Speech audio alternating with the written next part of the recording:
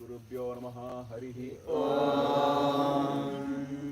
ओम ब्रह्मन् ब्राह्मण ब्रह्मवर्चसी जायतामास्मिन् राष्ट्रे राजन्यै सभ्यशूरो महारथो जायताम् धेनुर्वोढानद्वारायुक्तभ्यस्वरम् धैर्यायायुक्तोरले वीरो जायताम् निकामे निकामे पर्जन्यो वर्षतु फलिन्यो न ओषधयः पच्यन्ताम् योगक्षेमो न कल्पताम् हरिः ॐ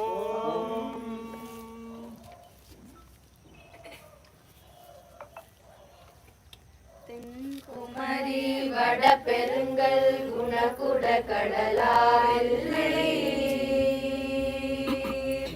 தென்குமரி வடபெருங்கல் குணகுட கடலாவில்லை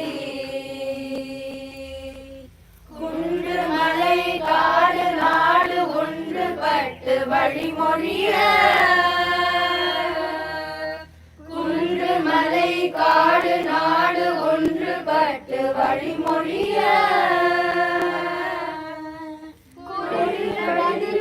திருத்தி படுவதுண்டு பகலாற்றி கொடிது கடிது கோர் திருத்தி படுவதுண்டு பகலாற்றி இனி உருண்ட சுரநேமி முருகாண்டோ வழிகாவல இனி உருண்ட சுரநேமி முருதாண்டோ வழிகாவல இடி என முழங்கும் முரசு மலையாளியை குறவர் போவே இடி என முழங்கும் முரசு மலையாளியை குறவர் போவே வரையாளிகை குலவர் கோயே வரையாளிகை குலவர் கோயே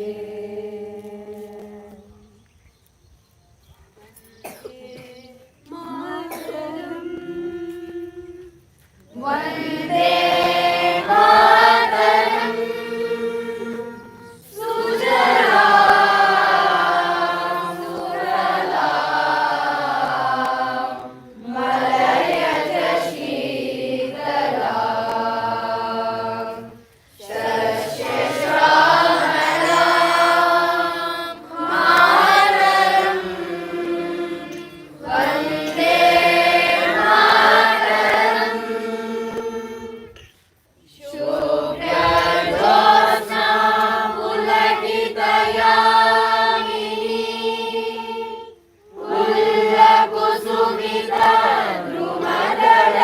पुल्लकुसुमितद्रुमदलशोभिनी सुहासिनी सुमधुरभाषिणी सुखदावरदां मातरं वन्दे मातरं वन्दे मातरं चंदन है इस देश की माटी चंदन है इस देश की माटी तपोभूमि हर ग्राम है हर द्वारा देवी वीर की प्रतिमा बच्चा बच्चा राम है बच्चा बच्चा राम है हर शरीर मंदिर सा पावन हर मानव उपकारी है जहाँ सिंह बन गए खिलौने गाय जहाँ माँ प्यारी है गाय जहाँ माँ प्यारी है जहाँ सवेरा शंख बजाता जहाँ सवेरा शंख बजाता लोरी गाती शाम है और तप की गाथाएं गाती कवि की वाणी है गाती कवि की वाणी है जहाँ सवेरा शंख बजाता लोरी गाती शाम है हर माला देवी की प्रतिमा बच्चा बच्चा राम है, बच्चा बच्चा राम है। जहाँ कर्म से भाग्य बदलता श्रमनिष्ठा कल्याणी है। त्याग और तप की गाथाएं गाती कवि की वाणी है, गाती कवि की वाणी है। ज्ञान जहाँ का गंगा जल सा, ज्ञान जहाँ का गंगा जल सा निर्मल है, अविराम है। हर द्वारा देवी की प्रतिमा बच्चा बच्चा राम है, बच्चा बच्चा राम है। इसके सैनिक समर भूमि में, इसके सैनिक समर भूमि में गाया करते गीता है। जहाँ खेत में हल के नीचे खेला करती सीता है, खेला करती सीता है। जीवन का आदर्श परमेश्वर का धाम है। हर बारा देवी की प्रतिमा बच्चा बच्चा राम है, बच्चा बच्चा राम है। चंद्र ने जिस देश की माली तपो भूमि हर ग्राम है। हर बारा देवी की प्रतिमा बच्चा बच्चा राम है, बच्चा बच्चा राम है। भारत जननी तनु जाते, जय हे कर्नाटक माते। सुंदर नदी बन गलनाडे, जय हे रस शिखर भीडे।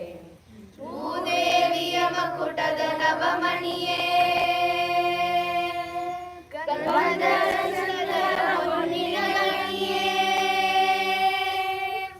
राघव मधुसूदन रव धरिसिद भारत जननीय तनु जाते, जय हे कर्नाटक माते, जय हे कर्नाटक माते।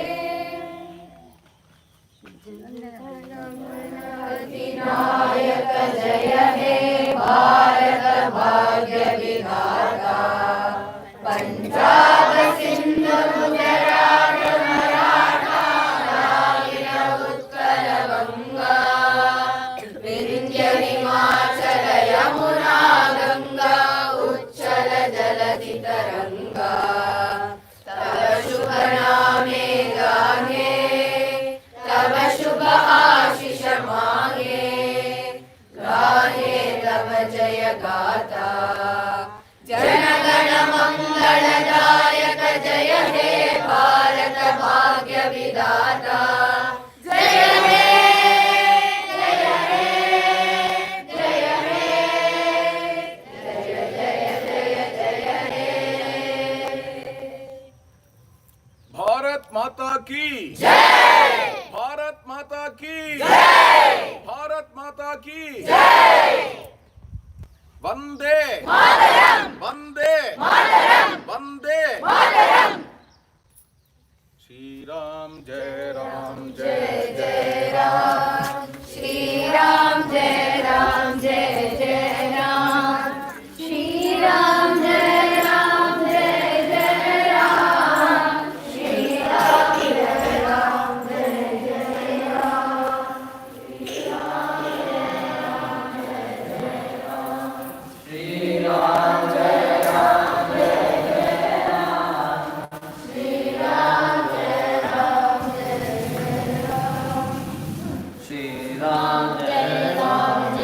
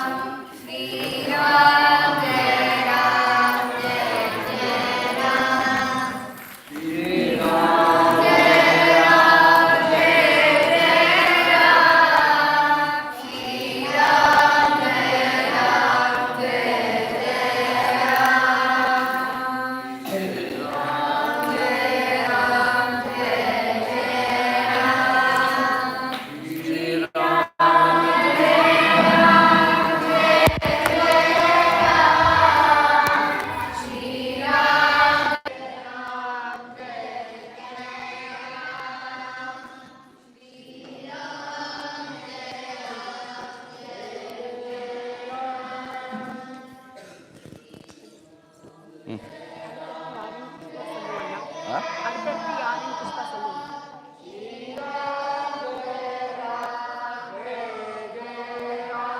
जानकीकान्तस्मरणम्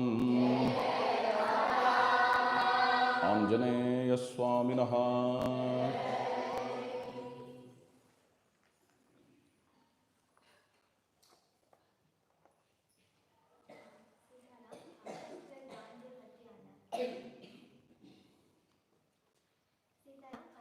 இதை பற்றி அண்ணா பேச போகிறார்.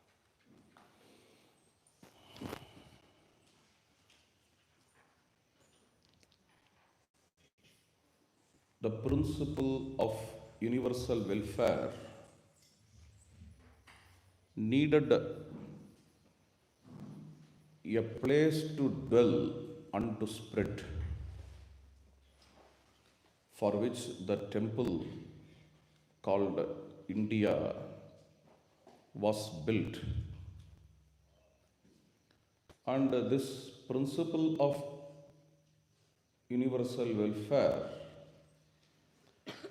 manifested itself as unity in diversity in this land called India or Bharata Mata.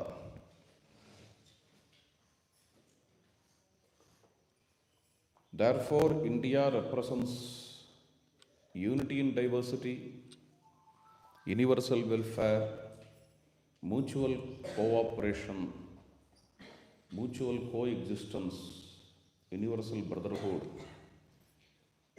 and ahimsa. Even though there is a very great diversity even in our Dharma Shastras, Puranas, and so on, they all proclaimed ahimsa paramo dharmaha. Based on ahimsa, dharmas are interpreted here. Uniqueness of Mahatma Gandhi is to turn this ahimsa to a weapon. Even though ahimsa is inherent in India even before Gandhiji, Gandhiji turned this ahimsa as a weapon. When British was turning modern physics as weapon, it is a more matured and ideological clash. So, what can be the pratyastra? A British cannot conquer the world if it did not turn modern science as its weapon. It is for sure. A small amount of people cannot rule the whole of India or the whole continent America or Australia if it could not have turned modern science as its weapon. So the pratyastra now has become ahimsa. Ahimsa is not indifference. I mean, war of ahimsa is not just indifference. War of ahimsa is not a passive resistance. War of ahimsa is a very, very strong opposition without hurting anybody, beating anybody, cutting anybody. This is what we saw in India. This is the innovation of Gandhi. Moreover, after Gandhi, in several other countries, this kind of war was followed and it became successful too. India fought for its independence. When British left India, independence was not found only for India, but also for several other countries around India, including Sri Lanka.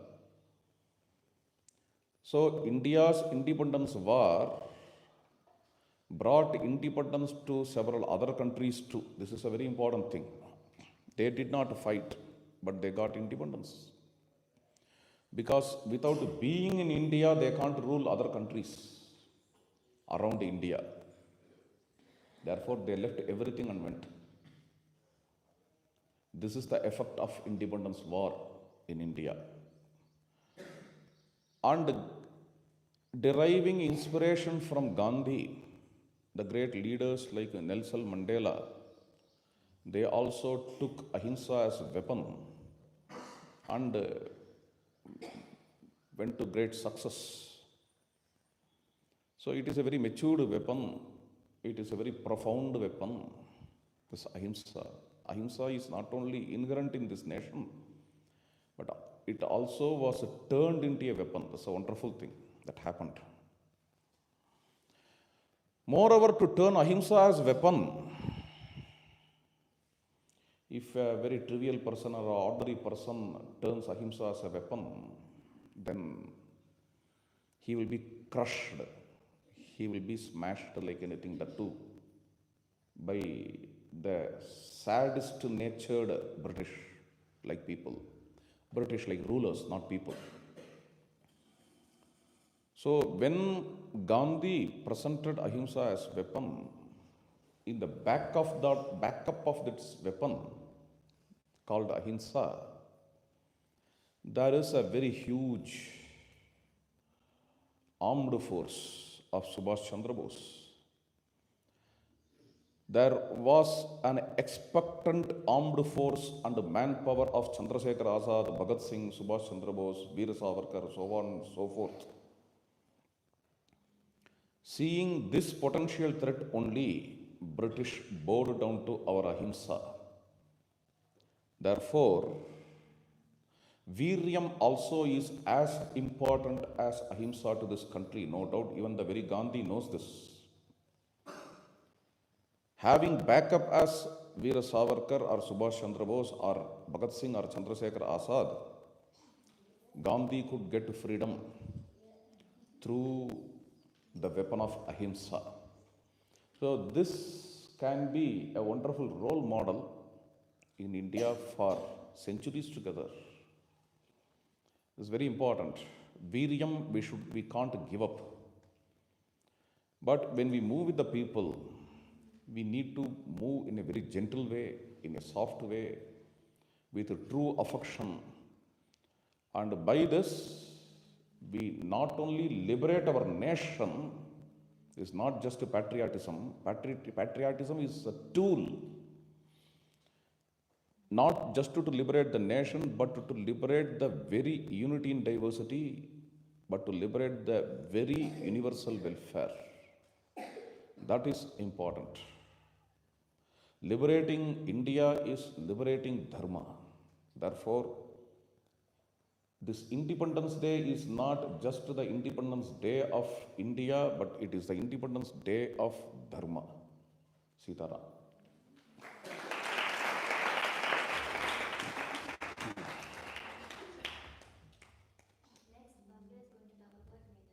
Chandra Bose.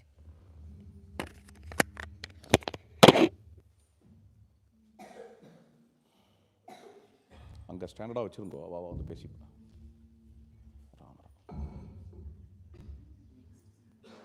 நின்று பேசும்.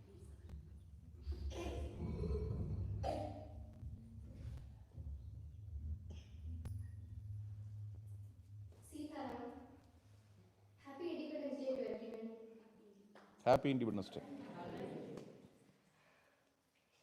Today, I'm here to talk about an outstanding leader who fought for independence and revolutionary par excellence. He effectively took the Indian national struggle movement.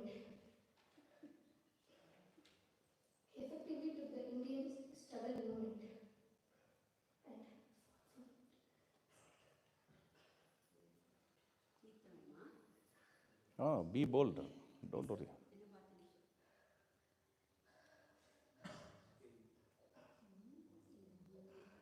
ஒன்றும் problem இல்லை, நிதானமாக சொல்லு. கடைசியாக சொல்கிறேடா, சரி, fine, S.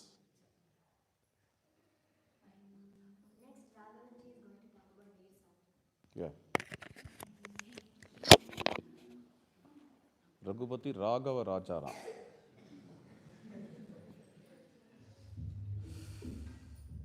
Today we are here celebrating our 70th independence of our beloved nation India.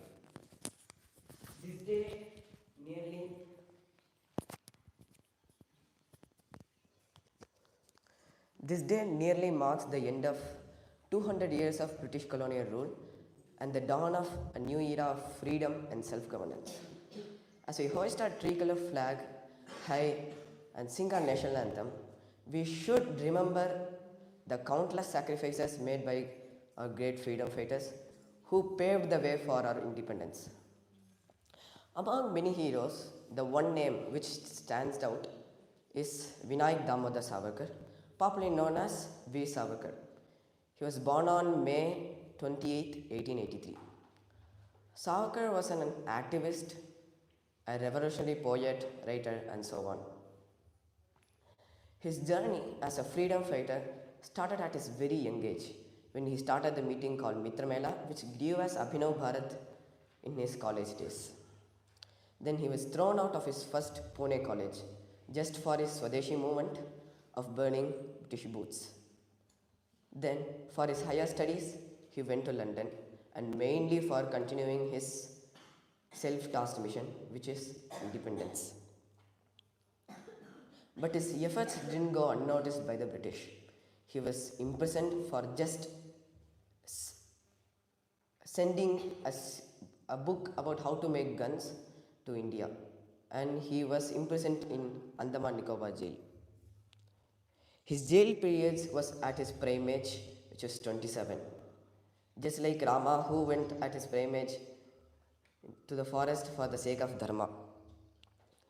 We already heard about the torture which he went through from Dr. Suryaji actually. Despite the harsh conditions, his burning fire of independence didn't go off. At last, at 1937, he was let free.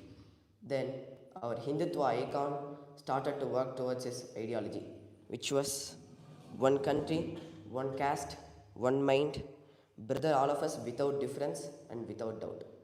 His ideology was everyone who is born in India or who is in India should follow the Hindutva culture, may it be any religion. So now, let me conclude with his last word, the word which is flowing through our blood, the word Ramarattam, the word Ram.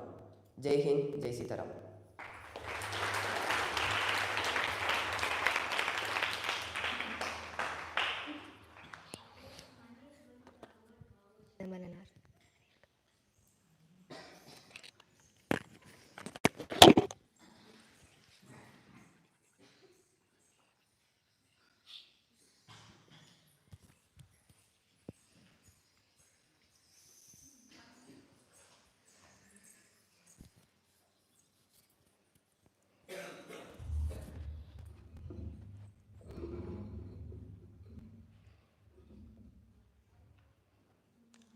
Jai Sitaram. Now we are proud that Babu Chidambaram Pillai belongs to Tamil Nadu, and he was popularly called as Kappalotiya Tamilan, and one more is Sekkizhutha Chemmal. So he was hailing from a great family, and his father was actually an advocate, and he was also an advocate, and he participated in all the Indian National Congress movements. He was hailing from Thoothukudi, that means his original place was Ottapidaram. He was born in Ottapidaram. Velu Nachiyar Ulaganathan Chidambaram Pillai. He was a very popular businessman, advocate, hailing from a great family, and now after all these independence activities, he joined the independence activities with Subramanya Shiva and Bharatiyar, and he was actually a lawyer, and so he was fighting against the British government in many cases. mainly his main contribution where he got the name Kapalotiya Tamilan was he owned his own ship actually with all his assets. He owned a ship for the nation because the British Steam Navigation Company had the ships with in their works. So no Indians were able to promote their business through ship. So he was the first person to own a ship for India, and the ship ran between Toothukkureen port and Toothukkureen port of British India to Colombo, Ceylon, and Toothukkureen port was the first major ports among the 13 ports of India. So now what he did is he made a special company for the steam navigation, and he named it as Swadeshi Steam Navigation Company. There were so many threats from British. First what they did is they bought one ship. They were not able to build on their own. They had no shares or no money for themselves. So they actually bought one ship from Shoreline Company, and from that they were running the ship. But unfortunately what Britishers did, what they threatened the Shoreline steamers and they stopped the deal completely. Then he walked all through our Bharat and he wanted to mobilize some funds. He told, I will definitely buy a ship for India or I will perish in the sea. That was his words, and he came back with the funds. Then he bought his own ship from France. His SS Gallia was his first ship. Then he was participating in all the independence activities in major Toothukkureen port, and there Coral Mill strike was a famous strike. Coral Mill was the part of the Madura courts now. So that Coral Mills was in the British control, and there he made so much of strikes with joining hands with Subramania Shiva, and there he fought and he won because the labours of the Coral Mills were not paid in the due time. So there was a very big strike and he won that strike with Subramania Shiva, and Britishers accepted to increase the salary wages, then give weekly salary, weekly holidays. All these were accepted. Similarly, he joined the politics only after this partition of Bengal. After that only he joined the politics in the Swadeshi movement in a very better way. As a strict politician, he joined the politics. There he was conducting so many strikes against the British. One of the famous strikes was when the Bipin Chandra Pal was released. He celebrated that as a very big meeting. So in that meeting he was again arrested back. His comrade, this Subramania Shiva, was asked to stop these activities, but Chidambaram Pillai refused to stop, and because of all these things he got life imprisonment for twice life imprisonment, and he was placed in Coimbatore jail for the 2 terms. 2 life sentences were imposed on him, and after his release, before his release only, his ship SS Gallia was brought into auction, and British they took the ship for themselves. That the whole movement, so that the whole company, Swadeshi Steam Navigation Company, was liquefied. But therefore he was called Kapalotiya Tamilan, and he was also imprisoned, and he Chekkaratha Chemmal is what is he buffalo. The buffalo used to grind the seeds to get oil. In the same way, instead of buffalo, he was tied in that, and he he was moving, that is why he was called Sekkedutha Chemmal for the sake of his country. And after his life, Sivajnanam, he wrote the biography of Vavu Chidambaram Pillai, and it is even still available. And after his death, after the independence, there were so much, the stamp was released in his name in 5th September. 5th September was his date of birth. So 5th September 1972, the Indian government released a stamp in the name of Kappalottiya Tamilan with Chidambaram photo in that photo in the stamp.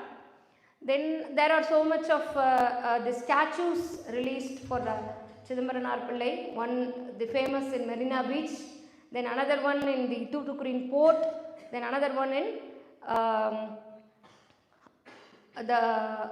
Tuticorin. There are so many statues released for Chidambaram Pillai. These were the achievements of Vavu Chidambaram Pillai. Sitaram.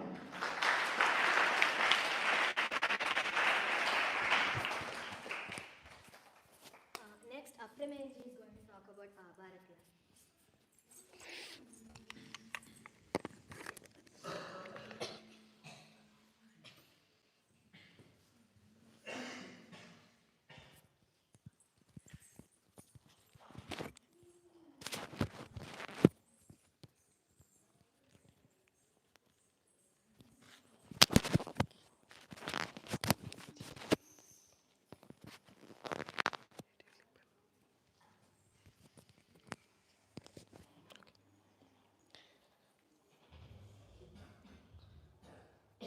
Sitaram.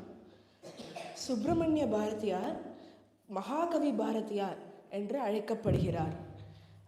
அவர் அவருடைய பாடல்களின் மூலமும் கவிதைகளின் மூலமும் தமிழ் மக்களிடம் தேசிய சிந்தனையை தூண்டும்படி நிறைய பாடல்களை எழுதியுள்ளார். 1882 ஆண்டு கார்த்திகை மாதம் மூல நட்சத்திரம் இவர் திருநெல்வேலி மாவட்டம் எட்டயபுரத்தில் சின்னசாமி ஐயருக்கும் லக்ஷ்மி அம்மாளுக்கும் பிறந்தார். இவர் 5 வயதிலேயே அவரது அம்மா காலமானார். அதனால் அவருடைய அப்பா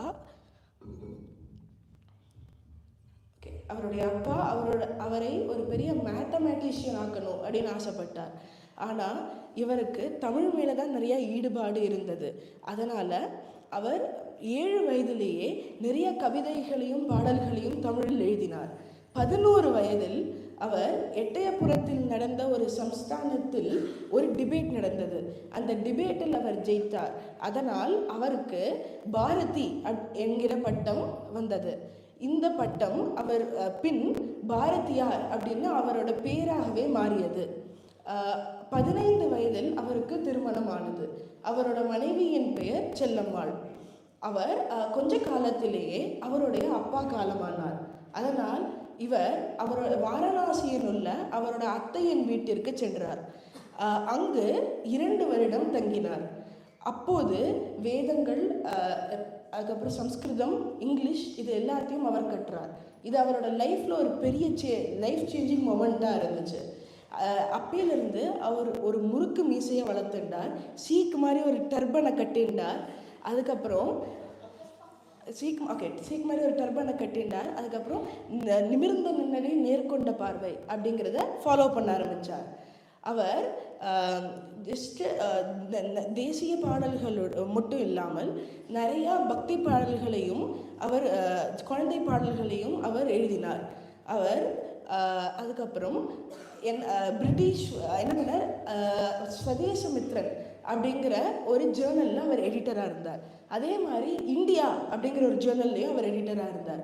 இந்தியா அப்படிங்கிற ஜேர்னலில் நிறையா நேஷனலிஸ்டிக் ஃபீலிங் தூண்டுற மாதிரி நிறையா எழுதினார் கண்டென்ட். அதனால் மக்களுக்கு அந்த தேசிய சிந்தனை ஜாஸ்தியாக ஆக ஆரம்பிச்சிச்சு. இதை பார்த்தோன்னே பிரிட்டிஷ்கே பயமாயிடுச்சு. அதனால் இவர் அரெஸ்ட் பண்ணியே ஆகணும் அப்படின்னு தீர்மானித்தான். அதனால் பாரதியார் என்ன பண்ணார், புதுச்சேரிக்கு எஸ்கேப் ஆகிட்டார். புதுச்சேரி அப்போது ஃப்ரெஞ்சு கண்ட்ரோலில் இருந்தனால பிரிட்டிஷால் உள்ளே வர முடியாது. அதனால் அவரை மாதிரியே நிறையா தலைவர்கள் புதுச்சேரியில் இருந்தனர். அங்கே வந்து 10 வருஷம் அவர் இருந்தார். அப்போது அரவிந்தர், அதுக்கப்புறம் விவிஎஸ் ஐயர், அதுக்கப்புறம் லாலா லஜ்பத் ராய் இவர்களோட அறிமுகம் அவருக்கு ஏற்பட்டது. புதுச்சேரியிலிருந்து 10 ஆண்டுகள் கழித்து அவர் கடலூருக்கு வந்தார். கடலூருக்கு வந்தவுடன் பிரிட்டிஷால் அரெஸ்ட் பண்ணப்பட்டார். ஜெயிலிருந்து அவர் நிறையா பாடல்களையும் கவிதைகளையும் எழுதினார். அவருடைய இளங்காலத்தில் அவர் நிறைய தமிழ் லீடர்களோடு அவருக்கு அறிமுகம் ஏற்பட்டது. For example Subramanian Siva, VO. சிதம்பரம் பிள்ளை இவர்களுடன் அறிமுகம் ஏற்பட்டது. அவர் வாரணாசியிலும் சூரத்திலும் நடந்த மாநாட்டில் பங்கேற்றார். இங்கு அவர் ஆற்றிய உரை தேசம் முழுவதும் பரவி அவருக்கு புகழை தந்தது. அவர் ஒரு சோஷியல் ரிஃபார்மராகவும் இருந்தார். அதாவது ஒரு சமூக சீர்திருத்தவாதியாக இருந்தார். அதுக்காக போராடவும் செஞ்சார். அதே மாதிரி அவர் பெண்களுக்கான விடுதலை பற்றியும் பேசினார். பெண்களும் படிக்கணும், பெண்களும் ஈக்குவலாக ட்ரீட் பண்ணப்படணும் அப்படின்னு அவர் எண்ணினார். இதனால் அவருக்கு அகென்ஸ்டாக நிறையா பேர் போனார். ஆனாலும் அவர் வந்து அவரோட என்ன கோலோ அதை அச்சீவ் பண்ணணுங்கிற உறுதியோடு அவர் இருந்து போராடினார். 1921 அவர் காலமானார். செப்டம்பர் 11 காலமானார். அவர் வாழ்ந்த காலத்தில் அவர் பாரதம் பிரிட்டிஷ்கிட்டேருந்து சுதந்திரம் அடைந்தவுடன் அது இழந்த மகத்துவத்தை எல்லாம் திருப்பி பெறணும் அப்படிங்கிற ஆசையுடன் இருந்தார். இந்த இண்டிபெண்டன்ஸ் டே நம்மளும் அந்த ஆசையை நிறைவேற்றுறதுக்கு பயணிப்போம். நான் அவரோட ஒரு கவிதையோடு முடிச்சுக்கிறேன். அச்சமில்லை அச்சமில்லை அச்சமென்பதில்லையே, இச்சகத்திலோரெல்லாம் எதிர்த்து நின்ற போதினும் அச்சமில்லை அச்சமில்லை அச்சமென்பதில்லையே, துச்சமாக எண்ணி நம்மை தூறு செய்த போதினும் அச்சமில்லை அச்சமில்லை அச்சமென்பதில்லையே, பிச்சை வாங்கி உண்ணும் வாழ்க்கை பெற்றுவிட்ட போதினும் அச்சமில்லை அச்சமில்லை அச்சமென்பதில்லையே, இச்சை கொண்ட பொருளெல்லாம் இழந்துவிட்ட போதினும் அச்சமில்லை அச்சமில்லை அச்சமென்பதில்லையே. Sitaram.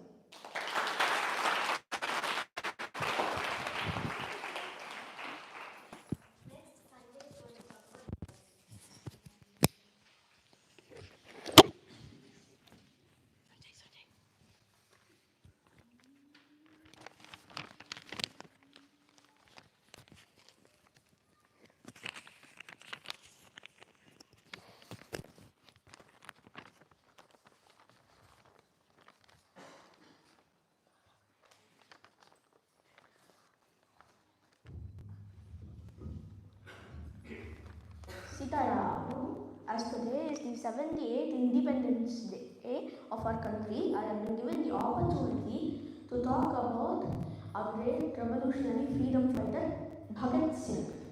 So who is Bhagat Singh? Bhagat Singh was an Indian revolutionary freedom fighter who sacrificed his life at the young age of 23, fondly known as Shahid. Bhagat Singh is considered a national hero of India's freedom struggle against colonial rule. As a teenager, Bhagat Singh popularized the slogan of Inqilab Zindabad, which eventually became the catchphrase of Indian independence movement. Inqilab Zindabad can be translated as Long Live Revolution. It was coined by Maulana Hasrat Mohani in 1921. It was one of the most famous slogans during the Indian freedom struggle.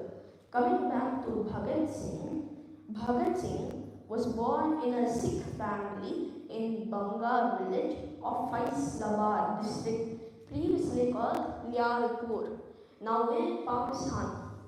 As his family was deeply inspired by patriotism, he too became actively involved in the country's freedom movements. In December 1928, Bhagat Singh, along with Sukhdev and Rajguru, planned to avenge the death of Indian patriotic leader Lala Lajpat Rai and plotted to assassinate the chief James Scott in Lahore.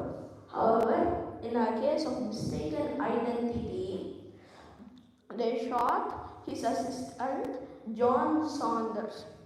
In April 1929, Singh and Bhatukeshwar Lal bombed the Central Assembly Hall in Delhi and shouted the slogan of Inqulab Zindabad.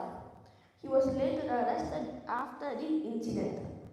Bhagat Singh and his revolutionary comrades Rajguru and Sukhdev were hanged by the British on March 23, 1931 in the Lahore conspiracy case. Bhagat Singh was a fearless and selfless person who protected his country. Let us all imbibe his qualities. Sitaram.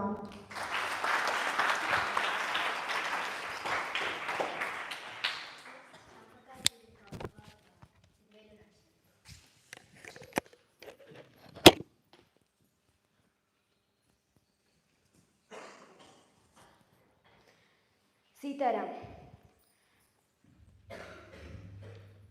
So till now we heard about many known warriors, very well known warriors, very well known freedom fighters. Now there are 3 names, 3 years before I start the talk. The 3 years are 1730, 1780 and 1796. 1730, Velu Nachiyar was born 3rd January 1730. She was born and brought up like Rudramadevi as a boy because of politics, because of political issues. No one proclaimed her to be a girl. When she grew, she learned 4 martial arts. 1. Vil, Val, Vel, Valari. Valari is today's boomerang. Will is, who else knows? Val is what is there in her hand. Okay. Another one thing, the 3 names I told were 1. Veeramangai Velu Nachiyar. 2. Kuili. 3. Marudu Sahodarargal. I hope Marudu Sahodarargal is a popular name. Velu Nachiyar was born and brought up as a boy. She was married to Udayadevar in Shivaganga district. She was ruling Shivaganga district about 20 years, but then EIC company, East Indian company, they captured Shivaganga district, killed her husband, and she fled away with her daughter Velachi. She was staying in Virupakshapuram near Velur for about 8 years, gathering army to fight back the British army. These army people were 1. Marudu Sahodarargal, 2. She asked help from Sultan Hyder Ali, 3. from Gopal Nayakar who gave refuge to her, 4. there was a separate women army which fought for this Velu Nachiyar. One of those were Kuili, her commander-in-chief, her best friend. When she was about to go and attack the British officers in Shivaganga district, she wanted Shivaganga district back. She was about to fight. She understood that their weapons are more than her weapons. So the first human bomb was released. You know what Kuili did? Kuili bathed in oil. She went there. She lit herself up in the army camp. She lit herself up. She gave up her life for independence for Velu Nachiyar. 1780, Velu Nachiyar won against these British officers and started ruling Shivaganga district. 1790, she gave up Shivaganga district's rule. She gave to her daughter Velachi. She was still staying in Shivaganga but was not ruling the kingdom. 1796, she gave up her life. 2008, 31st December, upon Velu Nachiyar government released a stamp. Government was the first person to declare that there was first freedom fighter, first woman freedom fighter. I'll finish with this. Sita.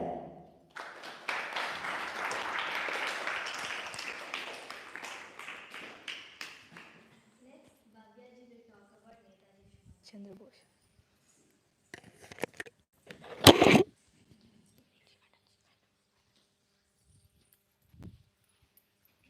Sitaram.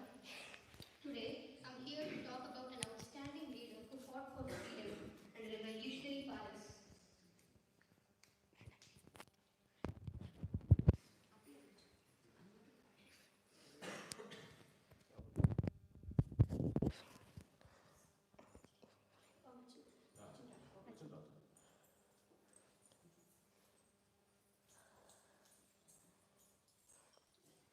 He effectively took the Indian freedom movement beyond the frontiers of India, which is perhaps a rare feat in history of freedom struggle. He is the only person to have Netaji as prefix. Let us know more about him. Subhash Chandra Bose was born on 23rd January 1897 to Janakinath Bose and Prabhavati Bose in Cuttack. He was a bright child and showed determination and promise. He studied in a Protestant European school and shifted to Ravenshaw for higher studies. He secured the second place in secondary exams and entered the Presidency College. On 15 September 1919, he went to England and prepared for almost 8 months and got 4th rank in the prestigious ICS exams and worked as the CEO of Calcutta Municipal Corporation and quit his job because he always wanted to serve his nation. Later the same year, he was leading a protest in Calcutta, and that's when Subhash Chandra Bose along with many other leaders were imprisoned. Why is he different from other freedom fighters? Subhash Chandra Bose was a remarkable freedom fighter and his participation cannot be forgotten. He was a brave and courageous leader. He got deeply inspired by Bhagavad Gita and his involvement in the fight was extraordinary.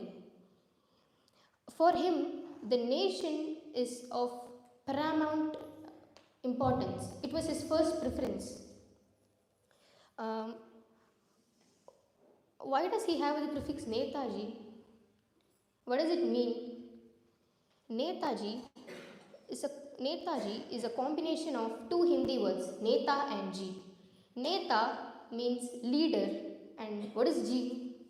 What does it mean? In ValmikiAshrama, we don't address anyone as ma'am, madam, or sir, right? We address everyone as Ji. Ji is a term of respect. But at the same time, there were many leaders. But why did the countrymen call him Netaji, him alone? Because Netaji showed them the correct path. Despite the difficulties like being in prison, he showed everyone the correct path. During the struggle for independence, the whole country was practicing non-violence, and that's when Netaji gave the quote, "You give me blood and I shall give you freedom." This quote inspired a lot of youngsters and joined the struggle. What is his contribution? He authored the book, The Indian Movement, which covers the entire struggle for independence from 1920 to 1942. But unfortunately, British government banned that book. And Netaji was the one who coined the term Jai Hind. Jai Hind was coined by Netaji. I would like to add one more point here. Sri Anna, in one of his works, Adhyatma Bharatam, says that Gandhiji was the reason behind India and Pakistan partition. If Subhash Chandra Bose was in that place, he would never have done this. After a few years, Gumnami Baba, who resembled with Netaji, reportedly went to reportedly went to Uttar Pradesh and lived in Guptar Ghat, which is very close to Ayodhya. But a lot of people say Netaji died in a flight accident, but they also say he wanted to be with Lord Rama in his last days. But no one knows which is the true story. But Netaji forever stays in our heart. Jai Hind. Sitaram.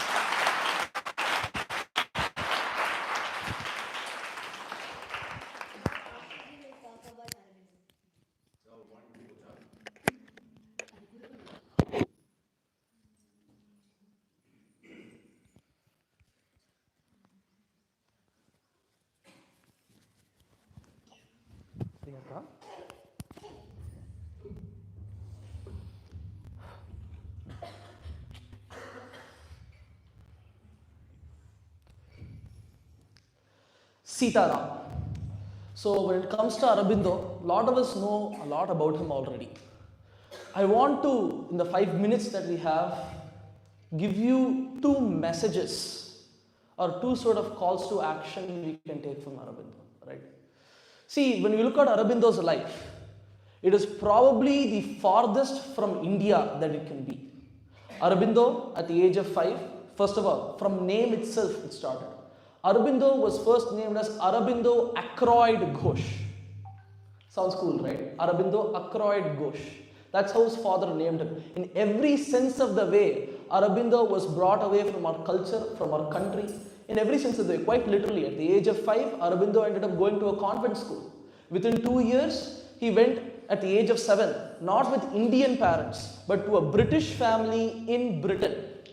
He studied there for years on end. He studied various languages, Greek, French, Latin, Italian, so on and so forth. But when he was at the age of 16 or 17, he didn't even know his mother language, the language of Bengali or Hindi. Without knowing Hindi or Bengali, Aurobindo started participating in revolution.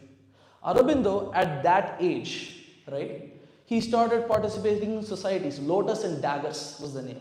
He created this society himself. He himself took a part in revolution without any of the culture or the knowledge. And even further, at that age, he started training to come back to India. He took the studies, he made sure he made the effort to come back, and then he assimilated with our culture. Here's a message that I think all of us need to learn. Take 1 second and take a look at yourself. What is your background? Where do you come from? Right? It doesn't matter what our backgrounds are.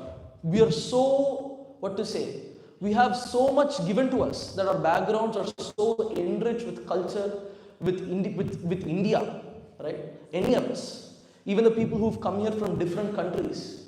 But Aurobindo didn't have any of that. And Aurobindo, within 10 years, was able to create an impact that is sizable, not just in action, but in thought, right? Aurobindo's actions, and that's where the second message of Aurobindo comes. The first message is, where did Aurobindo come from? Where do we come from? And what can we do? If Aurobindo could come from there, then where can we come from and what can we do with our lives? The second part of Aurobindo is what he actually did for independence. Aurobindo only spent probably 10 years with independence. After that, he did continue, but his primary contributions was in 10 years. He started off with an article, New Lamps for Old, right? And with just articles, he changed the whole atmosphere. Not just articles, articles synthesized with action. That is Aurobindo to a T. Look at the names of the journals he published. Vande Mataram, Karma Yogi. These were the journals he started and published in within 10 years. That is Aurobindo. Now, if we go into the insights of Aurobindo within these 10 short years, right? Aurobindo looked at our freedom struggle as a holy yajna within these 10 years. Aurobindo was a radical for information. He says so himself. And this holy yajna we see, right? This yajna, this Bharat, this yajna for independence, for Swatantriya. This yajna is only made through sacrifice. Countless sacrifice of countless people. Bharat Mata, she is our mother. That's how Aurobindo looks at it. If somebody harms our mother, what should we do? We have to be able to do anything to protect our mother. It is that yajna, that sacrifice. Whatever happens, that yajna must be protected, contributed, must be grown, must be kindled, must be fostered. And for that, any amount can be done. That's why he's a radicalist. For Aurobindo, radicalism is not some principle. It is his way of life. For him, anything can be done for independence. It doesn't matter. After all, like I said, Bharat Mata, it's our mother. Our mother is being harmed. Why should we sit idle? And so, that is his spiritual nationalism. His nationalism in those 10 years itself involved spirituality. To Aurobindo, it isn't about taking Western principles and concepts and just throwing it into the Indian populace, saying that, hey, if we just take a bunch of Western things, ship it here and drop it, we get independence. It's not about that. If we do that, as he says in New Lamps for Old, it's just putting chaos with chaos, just creating some sort of unidentified glob, some unidentified mass that can't move forward. It's about having deliberate thought, thinking about what we need. Ano bhadraha kratavo yentu vishwataha, as the Vedas say. It's about taking the thoughts from Westerns which actually impact us. And that's where we come to one of his better ideas, political Vedantism. Sounds interesting when you look at it. But essentially, Aurobindo didn't stop at just taking our culture. He wanted to enrich it, he wanted to evolve it. But at the same time, he was very, very sure that we needed to keep our core. And that is the thought we need towards our culture and our country till today. Our country and culture cannot be stagnant. But at the same time, our country and culture cannot forget its core.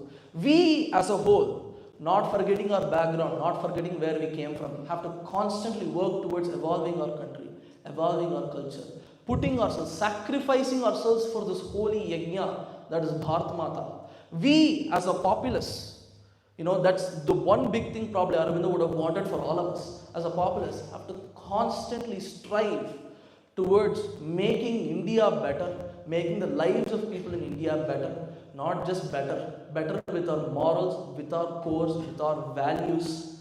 And overall, may we all further, with these two messages, may we all further contribute to this beautiful yajna. Sitaram, Bharat Mata ki.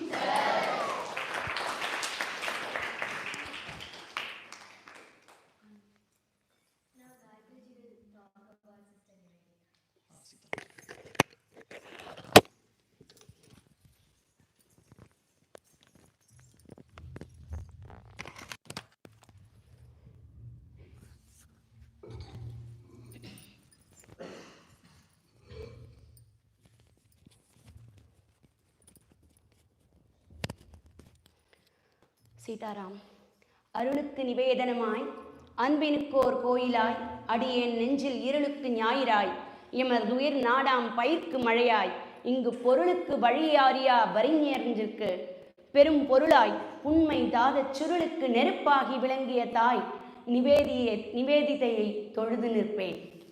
பாரதியாருடைய Nivedita தேவி என்ற போயத்தில் இருக்கக்கூடிய விஷயம் இது. Sister Nivedita. So far, for every freedom fighter, in the PowerPoint we have only shown their face.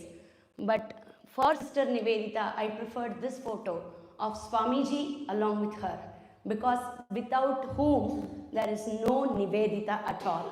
So he is the brain and the backbone and the breath behind Sister Nivedita, who inspired her and who made her a nivedanam, a prasadam, who made her an offering to the God. So prostrating to Swami Vivekananda and Sister Nivedita, let me share few things about Sister Nivedita. Couple of great contributions Sister Nivedita had done for India. When Sister Nivedita was in Ireland, she was actually originally born in Ireland in a Christian family in the year 1897. 1867. For 3.5 years later, Swami Vivekananda has come to this world. So Sister Nivedita was originally a teacher. She is from an Irish family which fought for Irish freedom struggle against England. So from her family itself, she had an experience. Her father, her grandfather, they fought for Irish freedom. So she had a familial wealth of fighting against the British. And she had another second nature is being a teacher. And these two capabilities of backup of her family, of how to fight against Britishers for freedom, and her own capability of being a teacher, these two capabilities have been utilized for Indian independence with the proper guidance of Swamiji. She was born in 1867 and she grew up as a Christian follower, and then at one point of time in her life she got confusions. She wasn't able to accept the faiths expressed by her religion. Though she loved it initially, she couldn't accept it. So she was looking for answers. She was searching for answers, and one such time she was also working as a teacher, and even she founded a school in London in the year 1892. So after that, couple of years down the lane, she was part of the literary club in London where people like Bernard Shaw used to attend. So many great figures of England, they were all part and parcel of those literary clubs called Sesame Club.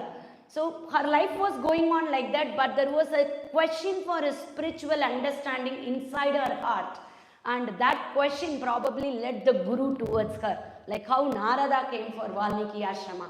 So that in that way here for Sister Nivedita, once in a November cold afternoon, probably around 3 o'clock, she visited one of her friends who was an aristocracy family for a lecture of a sadhu from India who had travelled west and stabilized the Hindu Dharma, who established Hindu Dharma in the hearts of the people and stabilized them in the path of the Dharma. So she also went for that lecture on that cold November afternoon in the year 1895.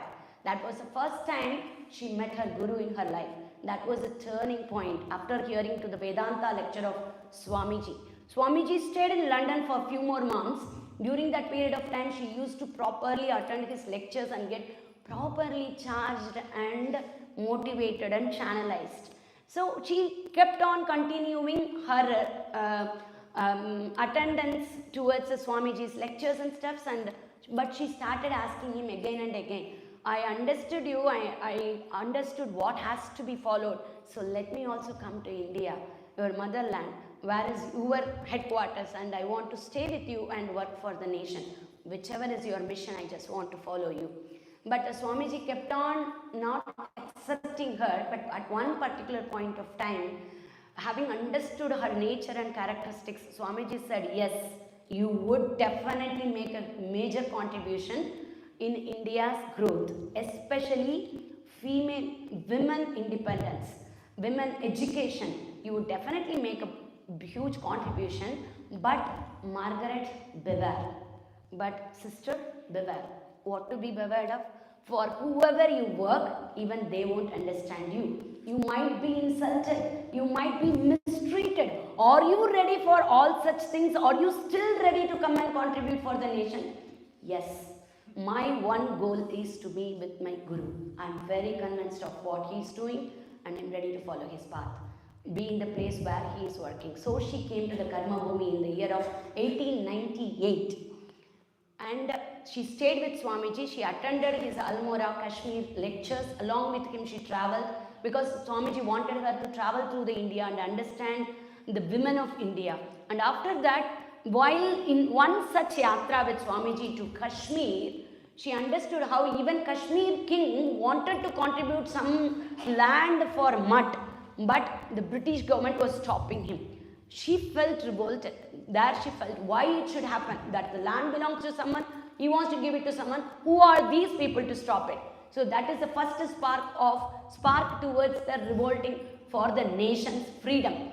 These nice people are not able to do their dharma because they are controlled by someone. So first she took education as a tool to do that. With the help and guidance of Swamiji, she started an educational institution in Bagh Bazaar in Calcutta, which is still functioning so very well as Sharada Ramakrishna Nivedita School in Calcutta until today. So she started that education institution with the guidance of Swamiji. She was culturing the young minds, especially women. She used to go to many people's house to bring the daughters of their house for the school, and they used to not even look at her, close the door on her face. Even they used to wash their house after she left with the Ganga water.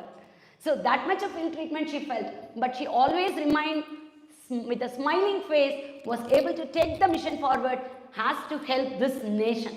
So she was carrying on and on and on with that. And Pradhanama, what she did with her school is, she was educating the children about the Indian culture, about the India's independence importance. In her school, whenever an Indian leader is released from the jail, there will be a celebration in her school. And she made them to do Vande Mataram prayer song, which we sang today. Vande Mataram as a prayer song in her school. What's so beauty about it? What's so special about it? The special thing is, Vande Mataram was banned to be sung in the public in those days, and she made it to be sung every day in her school. She had the courage to face it and make the next generation to flow through it. And that's what her contribution. And they even designed Indian flag. They made a prototype of Indian flag. Probably you can show that. Prototype of Indian flag, where she made her children to design that Indian flag with the backbone of Dadichi Rishi as the backbone of Dadichi Rishi as a central figure, with Vande Mataram written on it, embroidered on it by the children of her school. That's the first prototype. That is Bhagavad Dvaja, the color of Bhagavad Dvaja, and Dadichi Rishi's spinal cord, to show self-sacrifice. Sacrifice is the center of this nation, and this she can instill into the young minds in a very young age of her life and inspire them with such kind of beautiful nationalism concept of India. And once it happened, she was talking to her school students. She asked the children, who is the Queen of India? When she asked it, the children were saying, Her Majesty the Queen Victoria. That's how they have been trained. So they said, Her Majesty the Queen Victoria. And Nivedita was visibly upset with that answer, and she said, you don't even appear to know who the Queen of India is? Look, Empress of England, Queen Victoria can never be the Queen of India. Your Queen is Queen Sita. Sita is the eternal Queen of India. Sita is the eternal Queen of India. Sita is the eternal Queen of India. This is how she cultured the young minds and made them to flow through the flow of Indian independence. After Swamiji left in the year of 1902, everything turned so dark for her. She was crumbling, she was trembling, she had literally fallen within herself. But she again got the courage with the words and guidance of her Guru, and the second phase in her life started. The first phase was a silent, soft phase through the school education, through culturing the young minds. And second phase is directly hitting the point. She was directly in touch with the great leaders of the freedom movement like Sri Aurobindo, Rash Bihari Ghosh, Surendranath Banerjee, Balagangadhar Tilak, Bipin Chandra Pal, Rabindranath Tagore, Gopal Krishna Gokhale, Mahakavi Bharatiyar, Barinda Ghosh, the brother of Aurobindo, so Bhupendranath Datta, the brother of Vivekananda's brother, to name a few important leaders. And if you go online, each one of their life is inspired by a very big turning point through Nivedita. You can find stories for each one of them, and I just want to take a couple of them here. One is Mahakavi Bharatiyar. Once in the year 1906 in the Indian National Congress meet in Banaras, he met Sister Nivedita. And at that time, the Nivedita was asking about, haven't you brought your wife for the Congress, meeting? And he said, what would she know? By being a woman. And then Nivedita said, no. The freedom struggle you are talking about, it has to start from your house. Women should be respected so that the independence will be properly attained. It is like a bird with the two wings, and both the wings are both men and women's freedom. That's what she had got inspired from her Guru's talks. And she said it, and it was an eye-opener for Mahakavi Bharatiyar. That is why he was referring her as my Guru Mani. She is my Guru, who had opened my eyes to take care of Indian freedom struggle in the full holistic angle. That's one thing Mahakavi Bharatiyar says. And another one leader I just want to quote. I don't have time, I have so many things. Probably we'll see in a detailed manner about Sister Nivedita someday. So another person is Sri Aurobindo, about whom Ashuti was talking. First half of her life until Vivekananda was there with Vivekananda and Sister Nivedita. And second half we can even say Aurobindo and Sister Nivedita, because they were like comrades in arms. They both fought for Indian independence, especially concentrating Bengal as their primary place. In Bengal, Aurobindo Ghosh is the brain behind the Bengal's revolutionary movement. He has been in touch with so many revolutionary movements, and Sister Nivedita is the thread who connected all those movements under the leadership of Aurobindo. She was even a pioneer to work for the revolutionary movements in Bengal even before Sri Aurobindo comes. It is being expressed by Aurobindo's own brother. He himself says about it that Sister Nivedita was a pioneer and inspiring for Aurobindo himself. He made a secret committee of 5 members who will be the central of the entire Bengal's revolutionary movement, and in that central committee of 5 members, 4 of them were men, including Sri Aurobindo Ghosh, and 1 woman who is actually the thread for all these 4 people and all the other revolutionary movement is none other than our Sister Nivedita. In her Bagbazar house in Calcutta, even extremist moderates, all of them used to come often to her house. She used to host them, and there were several meetings for Indian independence happened there.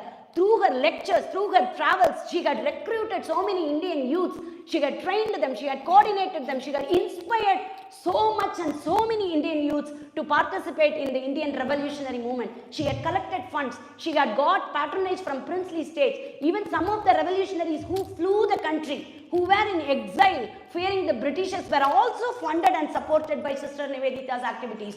She had published the Indian revolutionary magazines out of India and used to bring it to the India without the Britishers knowing. She participated in British parliamentary meetings and used to talk about India there. So many ways she didn't leave one stone unturned for the help of the Indian independence, and that is the path her Guru Swami Vivekananda has told her about. Tilak, J.C. Bose, so many people were inspired, and each one of them contributed in their own way, being inspired by Sister Nivedita. So just to quote couple of things which was told about Sister Nivedita is, she is pure as purity, loving as love itself. This is the last sentence Swami Vivekananda talked about his pride Sishya to another fellow disciple. She takes us at a last message of Swamiji. I doubt whether any Indian loved India the way Sister Nivedita loved, is what Vipin Chandrapal says. And Tagore called her as Lokamata, and Swami Aurobindo calls her as Shikomai, the flame, the peak of the flame. And Dr. Raj Bihari Ghosh, the great revolutionary, said this about Sister Nivedita: our sister fell under the spell of India. We in turn fell under her spell, and her bewitching personality attracted thousands of young men to her. If the dry bones are beginning to stir, it is because Sister Nivedita breathed the life into them. That is Sister Nivedita for India's independence. And Dr. Bhupendranath Datta wrote in his book of Swami Vivekananda as Patriot Prophet, he says, for Swamiji, Indian nationalism, the nationalism is very important to arouse the sleeping of India, sleeping lion of India, and put them back into the pedestal was his life's own mission. And Swamiji proclaimed to his countrymen that motherland and the children of this land are the only gods to be worshipped. And Nivedita said Swamiji advised her to dedicate her life for the service of that mother. She says, Swamiji asked me to forge a mighty weapon out of the Bengali youths. Maybe that's why Dadichi's weapon as a representation she has taken. And this weapon can free India.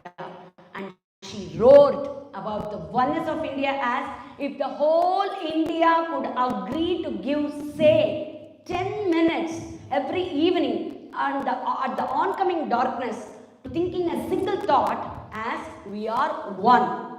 We are one. Nothing can prevail against us to make us think we are divided.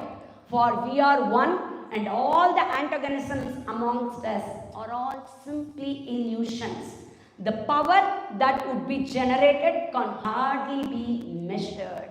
This is the roar of her. She calls everyone to be together and work for the Indian independence. For that, her Swamiji's spiritual guidance was the base and backbone. And in her memorial in Calcutta, there is this epitaph which says, here reposes, here rests Sister Nivedita, who gave her all to India. Jai Hind, Vande Mataram.